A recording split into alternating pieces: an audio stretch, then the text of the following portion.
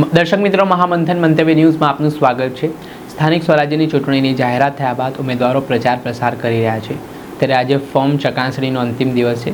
ગઈકાલે પણ ગુજરાતના કેટલાક જિલ્લાઓમાં ફોર્મ ઉમેદવારોએ પરત ખેંચ્યા, કેટલાક જગ્યાએ ફોર્મ રદ પણ થયા, પરંતુ વિપક્ષનો આરોપ છે કે સત્તાપક્ષના ઉમેદવાર હોય ત્યારે અધિકારીઓ એટલા કડકાઈથી કાર્યવાહી નથી કરતા, પરંતુ જ્યારે વિપક્ષના કોઈ ઉમેદવાર હોય ને તેમના ફોર્મમાં કોઈ ક્ષતિ આવી જાય તો તાત્કાલિક તે ફોર્મ રદ કરી દેવામાં આવે છે। ત્યારે વાવ-થરાદ જિલ્લામાં આવી જ રીતે જે અન્ય પક્ષના લોકોના ફોર્મ માન્ય રાખવામાં આવતા અને કોંગ્રેસના ઉમેદવારોનું ફોર્મ રદ કરવામાં આવતા વિવાદ વકર્યો હતો। આને લઈને કોંગ્રેસના નેતા ઠાકરસિંહ રબારી સાથે જ કોંગ્રેસના સાંસદ ગેનીબેન ઠાકોર છે તે આ મુદ્દે લડાયક ભૂમિકામાં જોવા મળ્યા છે, જેમાં જે ચૂંટણી અધિકારી છે તેઓ મનમાની કરતા હોય તે પ્રકારના આક્ષેપો તેમના દ્વારા લગાવવામાં આવ્યા। કાયદાથી ઉપરવટ જઈને અધિકારીઓ કામ કરી રહ્યા છે। હાઈકોર્ટમાં આવા અધિકારીઓને ઢસડી જવાની વાત કરવામાં આવી રહી છે।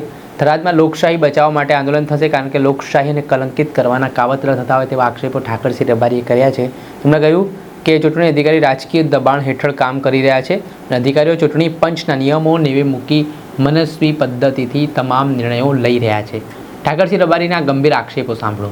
ચૂંટણી અધિકારી અને મામલતદાર વાઘેલા સાહેબને મળ્યો, એમને કીધું કે તમે જે જગ્યાએ બેઠા છો એ જગ્યાએ જો કોઈ અધિકારી તરીકે હું બેઠો હોઉં તો સરકાર જેની રૂલિંગ હોય તો 20% દબાણ હોય, હું સમજી શકું છું, પરંતુ કાયદાને ઘોળીને પી જવાની કોશિશ ના કરશો। તમે ચૂંટણી અધિકારી તરીકે હાઈ ઓથોરિટી પાવર છો, તમે કોઈ પણ નિર્ણય લેશો તો હાઈકોર્ટમાં જ્યારે જવાનું થશે ત્યારે તમે જ નિમિત્ત બનશો। ઉપરથી કોઈ તમને પ્રેશર હશે કે કોઈના કહેવાથી કરતા હશો, ત્યારે કાયદો જ્યારે હોય એ કાયદાને ઘોળીને પીવાનું કામ ન કરતા। એમણે જે વાંટી ગોટીઓને દબાણમાં છે, કાયદો એવું કહે છે કે જેણે પ્રથમ ફોર્મ ભર્યું હોય, પરિપત્ર એમને ચૂંટણી પંચનો મેં બતાવ્યો, પ્રથમ ફોર્મ ભર્યું હોય માન્ય રહે, તો પ્રથમ ફોર્મ 2 વાગ્યે અમારું કોંગ્રેસ પાર્ટીનું છે અને ભાજપનું 3 વાગ્યા પછીનું છે, 3 વાગ્યે છે। જો પ્રથમ ફોર્મ માન્ય રાખવામાં આવતું હોય તો કોંગ્રેસ પાર્ટીનું માન્ય રહે। એ જ પરિસ્થિતિનો ગૂંચ એવો છે કે આમ આદમી પાર્ટીના પણ 2 ફોરમ છે। આમ આદમી પાર્ટીનું જે પ્રથમ ફોરમ છે અને છેલ્લું પણ ફોર્મ છે। હવે એ લોકોને કોંગ્રેસનું ફોર્મ રદ કરી દેવું છે, પ્રથમ છે એટલે, અને આમ આદમી પાર્ટીનું ફોર્મ જે પ્રથમ છે એને રદ નથી કરવું, જે માણસ ખેંચી લેવાની તૈયારી છે એ રદ કરવું છે। કાયદો બધાને સમાનતા આપતો હોય છે।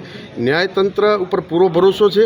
મેં અધિકારીના ચહેરા જોયા, બે દુઃખી છે, એ અમને ખબર છે કે લોકશાહીની હત્યા જ કરવાના છે, સાચો નિર્ણય લઈ શકવાના નથી। અમને ન્યાય હાઈકોર્ટ આપશે, હાઈકોર્ટને સુપ્રીમ કોર્ટ સુધી કોંગ્રેસ પાર્ટી લડી લેશે, પરંતુ આ ઇતિહાસ જે કલંકિત થઈ રહ્યો છે, લોકશાહીની હત્યા કરવામાં રહી છે। આના કરતાં તો માનસિંહ પણ સારા હતા। મહારાણા પ્રતાપને દુનિયા યાદ કરે, માનસિંહ મહારાણા પ્રતાપના હગા ભાઈ હતા, ગદ્દારી કરી હતી। માનસિંહનો દીકરો પણ ઇતિહાસમાં એનો ફોટો રાખતો નથી। આવી ગદ્દારી જે પણ લોકો કરે ને અધિકારીઓ કરે, ઇતિહાસ કલંકિત રહેશે અને થરાદની ધરતી ઉપર એવું યુદ્ધ ખેલાશે કે અધિકારીઓને પણ બચવાના સમય નહીં રહે। અહીં આંદોલનો થશે, કારણ કે લોકશાહીની જ્યારે હત્યા થતી હોય, લોકશાહીને બચાવી એ તમામ નાગરિકોની જવાબદારી છે। વાવ-થરાદ જિલ્લાને કલંકિત કરવાનું, લોકશાહીની હત્યા કરવાનું કાવતરું જે થઈ રહ્યું છે, એને કદાપી આ વાવ-થરાદ જિલ્લાની સર્વ સમાજની જનતા ક્યારે સોંખી લેવાની નથી। એનો જવાબ અત્યારે એ લોકોએ અમને 6 વાગ્યાનો ટાઈમ આપ્યો છે। 6 વાગ્યે જો લોકશાહીની હત્યા કરશે તો એના પરિણામો બહુ ખરાબ આવશે અને આ અધિકારીઓને માટે પણ બહુ કપરો અને કલંકિત ઇતિહાસ રહેશે કે માનસિંહ કરતાં પણ ગદ્દાર તરીકે આ બધા ચિત્રા છે।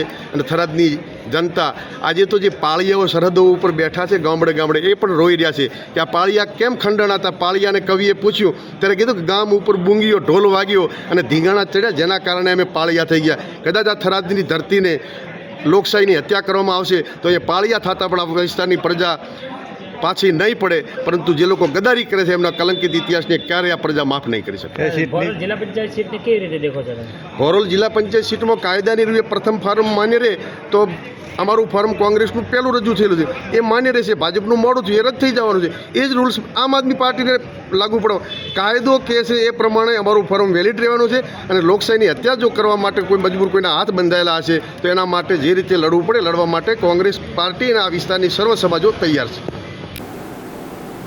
આપણે સાંભળીએ તો કોંગ્રેસ નેતા ઠાકરસિંહ રબારીએ તેમણે ગંભીર આરોપો કર્યા છે અને હવે થરાદમાં લોકશાહી બચાવવા માટેના આંદોલનની તેમણે ચીમકી આપી છે। સાથે સાંસદ ગેનીબેન ઠાકોર પણ આ કાર્યક્રમમાં હાજર હતા। તેમણે શું કહ્યું તે પણ સાંભળો। સ્થાનિક સ્વરાજની ચૂંટણી, જિલ્લા પંચાયત, તાલુકા પંચાયત અને નગરપાલિકા, આ ત્રણેય સ્તરની ચૂંટણીઓના ચકાસણીનો દિવસ આજે વહીવટીતંત્ર મારફત, ચૂંટણી અધિકારીઓ મારફત રાખવામાં આવેલો હતો। એ પૈકી વાવ થરાદ જિલ્લામાં થરાદ જિલ્લાની મોરલ જિલ્લા પંચાયત કે જે કોંગ્રેસ પાર્ટીના ઉમેદવાર પહેલું ફોર્મ એ કોંગ્રેસ પાર્ટીના ઉમેદવાર તરીકે જોગાજીનું ભરાયેલું હતું અને એ જ વ્યક્તિએ એના પછી એ ભાજપનું ભરાયેલું. તો ચૂંટણી પંચના નિયમ અને ઇલેક્શન કમિશનરના રૂલ્સ પ્રમાણે જે પાર્ટીના સભ્ય તરીકે પહેલું ફોર્મ દાખલ કર્યું હોય એ પ્રમાણે વેલિડ રાખવા માટેનો એ ચૂંટણી પંચના નિયમોમાં એની અંદર ટાંકવામાં આવેલો છે. છતાં હજી સુધી નિર્ણય એ ચૂંટણી અધિકારીએ લીધેલો નથી.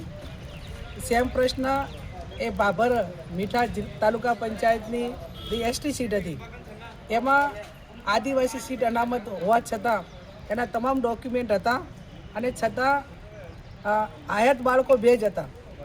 એનું ફોર્મ રદ કરવામાં આવ્યું કોંગ્રેસ પાર્ટીના ઉમેદવારનું. અને સેમ ઘટના કે જે 2 બાળકો આયાત છે ને એક બાળકનું ડેથ થઈ ગયેલું છે એ ચાદરવા તાલુકા પંચાયતમાં રામસિંહભાઈ જે રાજપૂત છે એમનું ફોર્મ વેલિડ રાખવામાં આવ્યું. સેમ ઘટના સેમ કિસ્સો કોંગ્રેસના ઉમેદવારનું એ જ સ્તરથી ફોર્મ રદ થાય અને ભારતીય જનતા પાર્ટીના ઉમેદવારનું ફોર્મ વેલિડ રહે. એવી જ રીતે થરાદ નગરપાલિકા વોર્ડ નંબર 6 કે જે સામાજિક ને શૈક્ષણિક રીતે પછાત વર્ગ એનો જાતિનો દાખલો કાઢવા માટે કરીને મામલતદારને જે એની ઓથોરિટી હોય એમને ના પાડવામાં આવે કે 3 વાગ્યા સુધી તમારે દાખલો કાઢવાનો નથી. અહીંયા જે ચૂંટણી અધિકારી એમ કે અડધા કલાકનો અમે તમને મોકો આપીએ છીએ અને તમે દાખલો રજૂ કરો, એટલે 10-15 મિનિટ એના પહેલાં દાખલો આપેલો હતો બક્ષીપણનો, પણ ક્યાંક ટેકનિકલ નામ ફેરના કારણે તે સુધારા માટે કંઈ નવો દાખલો કાઢ્યો, કંઈ ડોક્યુમેન્ટ બિલકુલ નહોતું આપ્યું એવી ઘટના નથી. પણ જ્યાં બ્યુરોક્રેસી કે જેને તટસ્થ રીતે ચૂંટણી કરાવવા માટેની જવાબદારી જે અધિકારીઓને આપેલી છે એ અધિકારીઓ ક્યાંક ને ક્યાંક રાજકીય દબાણ હોય, ક્યાંક વાલા લાગવાના પ્રયત્નો કરતા હોય, ક્યાંક અહીંયા સારા પોસ્ટ ઉપર એમને સારી રીતે નોકરી કરવા માટેના વાયદા આપવામાં આવતા હોય અને બ્યુરોક્રેસી એ ન્યાય આપવા માટેનું બંધારણીય જોગવાઈમાં આપણે જ્યારે બંધારણ બન્યું ત્યારથી એ રીતે એનું નક્કી કરેલું છે નિયમો પ્રમાણે. પણ ક્યાંક ને ક્યાંક બધા ચૂંટણી પંચના નિયમો હોય, ડેમોક્રેસી હોય, એને નેવે મૂકીને મનસુબી પ્રમાણેના નિર્ણયો અધિકારીઓ લઈ રહ્યા છે. ડોક્યુમેન્ટના આધારે અમે તમામ એ 3-4 સીટો ઉપર હાઈકોર્ટમાં જઈશું, લોકો સમક્ષ આ વાત મૂકીશું. એટલી ભારતીય જનતા પાર્ટીની તાનાશાહી છે એવું નથી. બની બેઠેલા અધિકારીઓ કે જે તાનાશાહી ભર્યું વર્તન કરીને નિયમો નેવે મૂકીને ક્યાંક ને ક્યાંક લોકશાહીનું હનન કરી રહ્યા, એનું ખૂન કરી રહ્યા છે.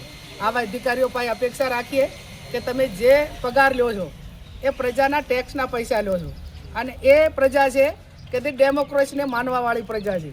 ત્યારે આવનાર સમયની અંદર આ તમામ મુદ્દાઓ લોકો વચ્ચે લઈ જઈશું, અધિકારીઓના નામ લઈને ભાષણ કરશું અને એમને હાઈકોર્ટમાં કે જ્યાં ન્યાયમાં જે વડી અદાલત સુધી લડવું પડે તો પણ એના સામે લડીને જે લોકોને ચૂંટણીના મેદાનમાં ચૂંટણી લડવા માટેનો મોકો જ નથી આપ્યો કે જેમનો પોતાનો નાગરિક તરીકે અધિકાર હતો એ ક્યાંક ને ક્યાંક છીનવવાના પ્રયત્નો એ ભારતીય જનતા પાર્ટીને અને એની સરકારમાં બેઠેલા અધિકારીઓએ કર્યો છે. એનો જવાબ પ્રજા અને અમે સૌ સાથે મળીને આપશું. આપણે સાંભળ્યા હતા બનાસકાંઠાના સાંસદ જ્ઞાનીબેન ઠાકોર, તેઓ પણ આ સ્થળ ઉપર હતા અને જે રીતે ચૂંટણી પંચ સામે અધિકારીઓ જે કામગીરી કરી રહ્યા છે, ચૂંટણી પંચના નિયમો નેવે મૂકતા હોય તેવા આક્ષેપો કોંગ્રેસ નેતાઓ લગાવી રહ્યા છે અને જે ફોર્મ રદ કરવા કે ફોર્મ માન્ય રાખવામાં જે એક પક્ષપાત જોવા મળતો હોય તેવા આક્ષેપો તેમણે લગાવ્યા છે. દર્શક મિત્રો, આવા જ વિડીયો જોવા માટે મહામંથન મંતવ્ય ન્યૂઝ જોતા રહો.